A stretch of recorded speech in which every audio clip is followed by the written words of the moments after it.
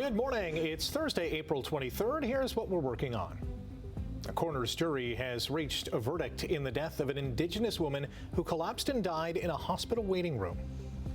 Two trains have collided in Denmark, critically injuring at least 5 people. And the search for a new name for Hamilton's hockey team is underway.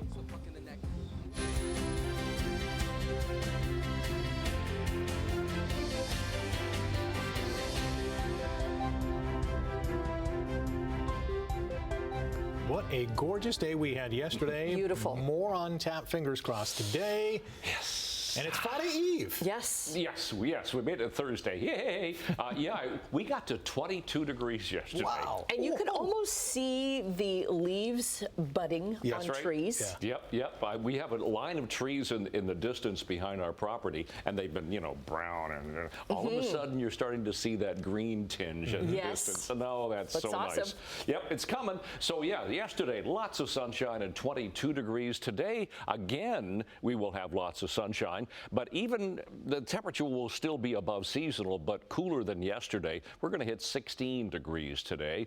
Seasonal is about 14, so we were way above it yesterday. We'll still be above it today, but it'll be a little bit cooler. And speaking of cooler, if you happen to be down by the lake, by the lake shore, it'll be a fair bit cooler. Water is still really chilly, so you get down toward the lake and you'll feel that difference. But sunny and 16 today.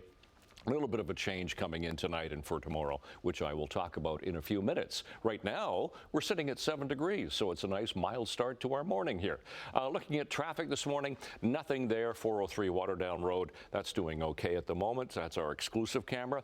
Let's go to the Skyway Bridge. We already have a slowdown going over the top of the Skyway Bridge. That's on the Hamilton side. If we go to the camera at North Shore Boulevard, this is south of 2, you can see why. We have a collision right there. We seem to get so many collisions right in that spot. So we've got, it looks like some emergency crews are just starting to pull up on the scene. So a collision coming down the Skyway Bridge, heading toward North Shore Boulevard, and that's really slowing things down across the Skyway. That's all we've got so far. We'll keep you posted. Weather and traffic coming up. Right now, the news.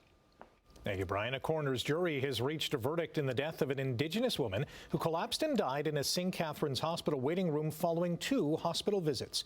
Simone Gavros joins us outside Marotta Family Hospital with the details. Good morning, Simone.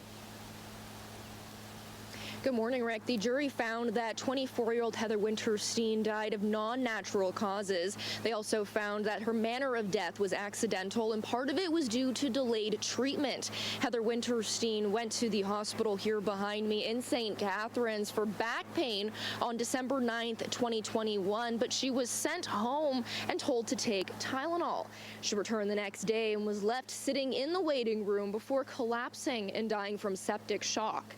The 3-week-long inquest heard from dozens of witnesses, with the primary concern being anti-Indigenous racism and stigma towards being with substance use disorder. The family released statements yesterday, with her mother saying in part, quote, Heather went to the hospital for help and was turned away. The system must change for people like Heather and for Indigenous people across Canada. That will be Heather's legacy. Now, the lawyers for the Winterstein family say that the jury also put forward 68 recommendations that they're hoping will be implemented here at the hospital. Her father also added in a statement that was released yesterday that was sent to CHCH News, saying that he hopes that these recommendations are going to be implemented by Niagara Health immediately. Annette, back over to you. Okay, thanks very much, Simone. In Brantford, 1 man is dead and another's under arrest after an incident on a trail. Late yesterday afternoon, police were called to an area near Grand River Avenue and Morrell Street in Brantford for a disturbance. 1 man had been stabbed. A second injured man was taken to hospital and later charged. A 28-year-old from Brantford has been charged with second-degree murder. An Ancaster family is remembering their 19-year-old son and the life he had ahead of him. The parents of Flynn Pavlovsky say they are still grappling with his loss after the McMaster student fell through the roof of an abandoned building over the Easter weekend. Peter Pavlovsky and Katie Porter returned to McMaster's Brandon Hall, where their son lived while at school. They described Flynn as bright, curious, and always eager to try new things. Flynn really lived to the fullest, for sure. He did what he wanted. And he didn't always think about things in the same way that other people did. He always had like a fresh angle. Flynn's parents say he was on the roof with 4 friends at the time of his death, but add Hamilton police have not provided details on what brought them to the property. The former factory site is now marked with private property and no trespassing signs, with security also on hand. McMaster University says it acquired the property in 2019 and that measures remain in place to secure the site. 5 people have been critically injured after 2 trains collided this morning in Denmark. It happened about 40 kilometers north of Copenhagen. Police say everyone has been removed from the trains. Another 12 people were treated for minor injuries. The front end of both trains were heavily damaged, but both stayed on the tracks. The collision prompted a massive emergency response. There is new video from Monday's mass shooting in Mexico, and it shows what happened when the shooting started as tourists scrambled down the stairs.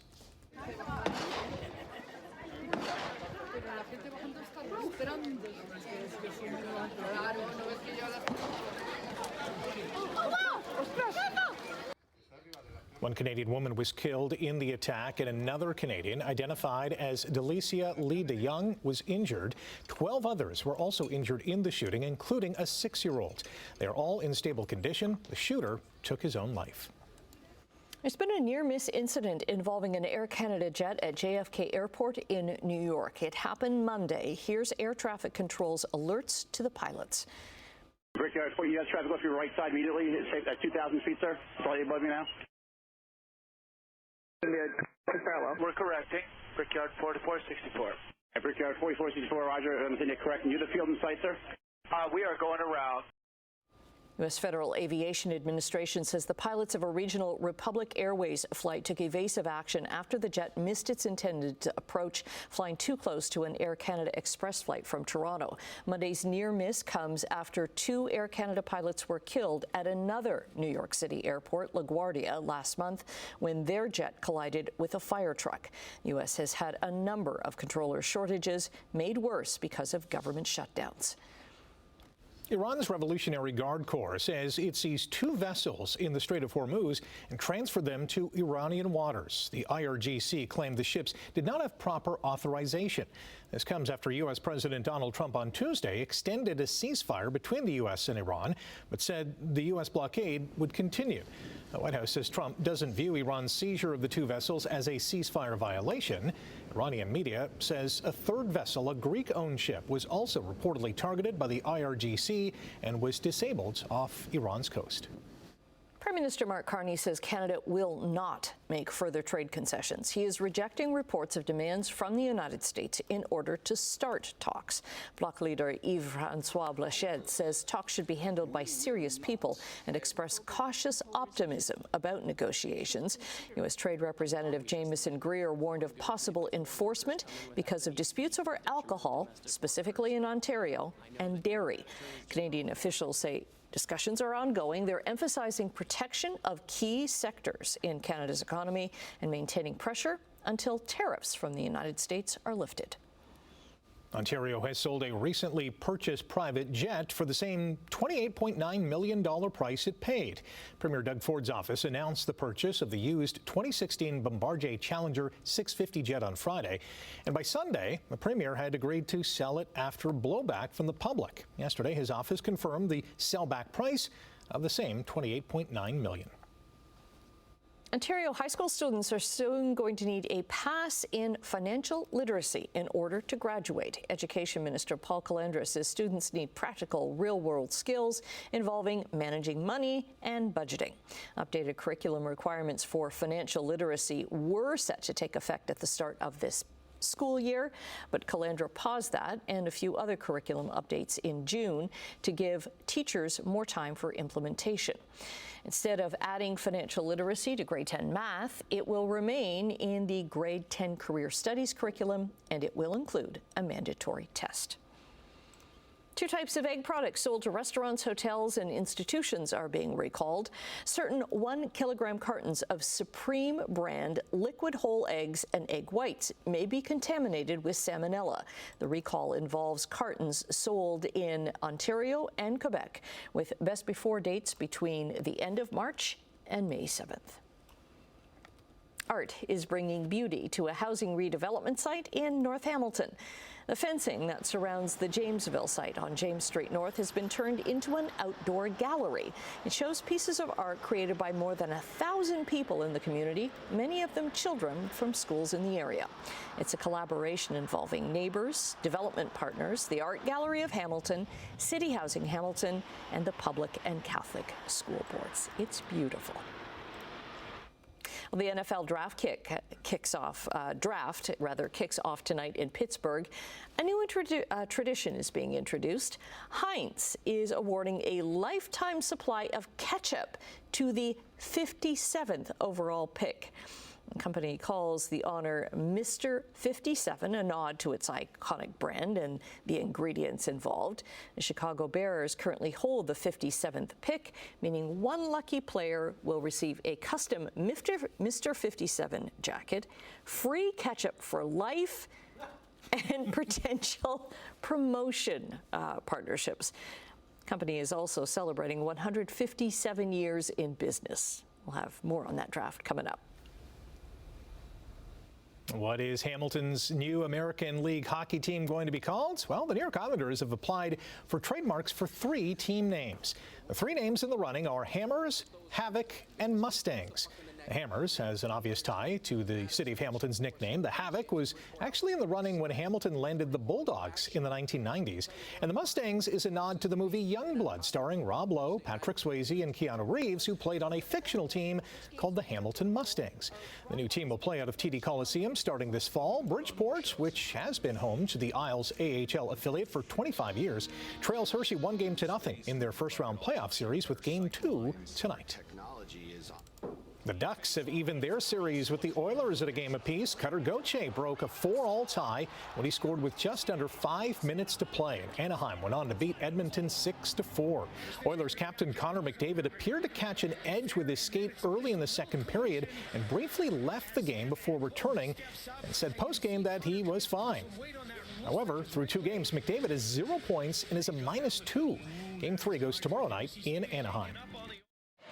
1:18 to go in overtime. Savalainen is in for Ottawa. Plays it back. Jenner scores! Brianne Jenner wins it in overtime for Ottawa. Brianne Jenner scored in OT as the Ottawa Charge beat the Boston Fleet 2-1 for their 3rd win in a row. Ottawa now just needs 1 point in the regular season finale against Toronto on Saturday afternoon to clinch the final playoff spot. Had Ottawa won in regulation last night, it would have clinched that last spot, and Toronto would have been eliminated from contention. Oh, my captain, Jake O'Brien scored with 95 seconds to go in the 3rd period as the Brantford Bulldogs edged the Barrie Colts 4-3 in Game 1 of the Ontario Hockey League's East Final. The Dogs captain opened the scoring in the 2nd period, and teammate Caleb Malhotra scored twice. Game 2 on tap tomorrow night in Brantford. Hamilton's Shea Gilgeous-Alexander put up 37 points and added 9 assists as the OKC Thunder blasted the Suns 120-107 to take a 2-0 lead in their first-round NBA playoff series. Jalen Williams scored 19 points but left the game in the 3rd quarter with a left hamstring injury and did not return. The series will shift to Phoenix for Game 3 on Saturday. The Raptors host the Cavaliers tonight in Game 3 of their series, needing a win to avoid going down 3-0 in that series.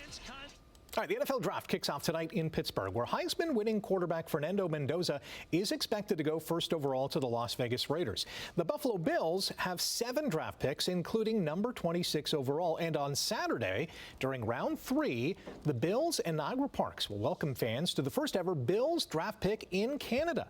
The event runs from noon to 5 outside Table Rock Center at the Falls, where the team's Day 3 draft selection will be called live by 3 fans. Niagara Falls will also be illuminated in the Bills team colors at 10 p.m. on Saturday. Stony Creek is going to the Allen Cup final after Dan Poliziani scored in double overtime to give the Tigers a 5-4 win over Clarenville. You can watch the Allen Cup final on CHCH this Saturday at 3 p.m. our time. And at the Esso Cup Women's Under-18 Hockey Championship in New Brunswick, the Stony Creek Sabres lost 3-2 to Quebec to fall to 3-1. All right, just about 6:15 on this, what will be shortly, in about 10 minutes, a sunny Thursday morning, as we will have the sun for the day today. We have some problems on the roads. Nothing here. That's the 403 on Waterdown Road. That's our exclusive camera, doing fine coming out of Hamilton. Let's go to where we have the problem. This is on the QEW. As you can see, that's the top of the Burlington Skyway Bridge. Here's the reason why. As you come down, the camera's at, well, we call it south of 2, but it's basically the North Shore Boulevard camera. So emergency crews are now at the scene. This is a spot where we seem to get a lot of collisions. The left lane is blocked through there. Everybody's got to squeeze over to the right lanes. So that's really causing a backlog up and over the Skyway Bridge, unfortunately. So that's the only problem we have. Everything else is just starting to build nicely. Our temperature has just gone the wrong way. We were 7 last hour. Now we've dipped to 5 degrees. Sun's not quite up yet, but the sky is getting light. The winds are just picking up a little bit. So 5 degrees, a mainly clear sky at the moment, and we are going to have a sunny day today. And temperature 16, once again above seasonal, a little bit shy of what we got to yesterday, but light winds, high UV index in that sunshine. So we've got this little bit of a clear break right here. We have an approaching frontal boundary and low pressure developing there that's going to cross us later, and we could get some showers overnight toward morning and early in the day tomorrow, but then we're going to start to see some clear. And then it looks like as that low crosses us Saturday, we're going to be in for some showers. But not today, and temperatures quite nice, 16, 17, 18, 20, a little bit better away from the lake. And if you're down by the lake, the temperature will be a fair bit cooler than those temperatures. 5 to 6 degrees overnight tonight. Skies will be fairly clear to start, and then we'll see showers toward morning. And then tomorrow, morning showers, and then we'll start to see some clearing, but a lot cooler tomorrow. 9 for Hamilton, 8 for Burlington, 10 to 13 for the rest of the Horseshoe. So stepping out the door, 23rd morning of April, it is mainly clear. The winds are light. The temperature right now is 5. We'll check long range coming up. Annette, Rick. Thanks, Brian. Coming up after the break, we're going to say good morning to Emily. She'll have a preview of what's to come in Chit Chat this morning. And in business news, soaring jet fuel prices have forced Air Transat to cut flights. 6:19 on your Thursday morning. Let's say good morning to Emily. What is coming up in Chit Chat? Hi, good morning. The trailer for Coyote versus Acme has been released. And we've been laughing. Yeah. It's so good already. It offers a first look at the long-delayed film that was actually supposed to be shelved, but fans revolted, and here it is. A star-studded music festival is coming to Toronto, and it is for free. And later on this morning, Michael Jackson's biopic is heading to theaters tomorrow, but there are already talks of a second film that may be in the works. I wonder if it's because there's a cliffhanger in the first one? I guess we'll find out in Chit Chat. I guess. Yeah. You just created your own cliffhanger. Right. Thanks. Thanks, Emily.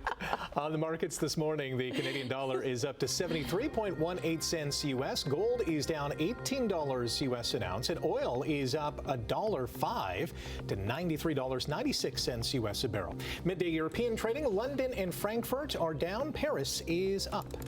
Tokyo, Hong Kong, and Shanghai were all down today, the first two by triple digits. A positive close for North American markets yesterday, with the TSX gaining just under 150 points. The high cost of jet fuel has forced Air Transat to cut hundreds of flights.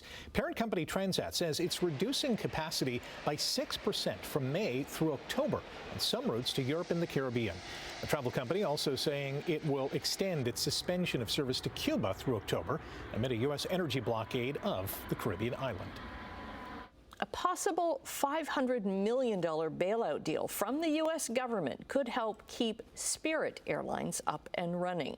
A deal is said to be close. The bailout's expected to include the U.S. government taking a stake in the airline, which has been struggling to make money since the pandemic. Funding would help Spirit finish its last bankruptcy reorganization. It would also keep it from becoming the first significant U.S. airline in 25 years to fully shut down over financial trouble. There is widespread opposition, though, among other airlines who are also dealing with high fuel prices. Lululemon is putting its trust in a former Nike executive after facing months of backlash about the company's management and performance. The Vancouver-based retailer has announced Heidi O'Neill will become its next chief executive officer. The company says she was chosen because of her experience, success delivering breakthrough ideas and initiatives at scale, and her ability to be a knowledgeable change and growth agent. O'Neill's appointment comes amid a turbulent chapter for Lululemon. The yoga pants giant has seen increased competition from trendy upstarts and other established brands. Okay, we are taking a break right now. Brian is going to be back with traffic and your 7-day forecast. Good morning, 625. Oh, we have ignition and we have liftoff. The sun is now up. Sun comes up right now, as a matter of fact, and we will have sun for the day today. Temperature at the moment sitting at 5 degrees. We were 7 last hour. We've come down a bit. Grimsby 6, same for Mississauga, 11 into Toronto right now. So seasonal temperatures this time of year are 14 for the daytime high. We got to 22 yesterday. Not bad. 3 for the overnight low. Sun time 625 up, 8:11 it goes down. Records for today.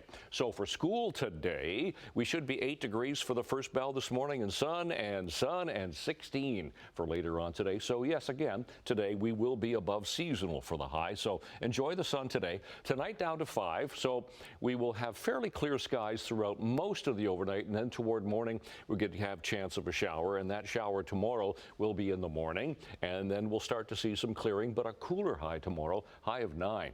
A bit better, 10 degrees on Saturday, but still shy of seasonal with showers. Much better for Sunday and Monday, sunny and 14. Showers move in for Tuesday. That's your forecast. Annette, Rick. Cute alert! The Smithsonian's National Zoo in Washington, D.C. let the world see its baby elephant.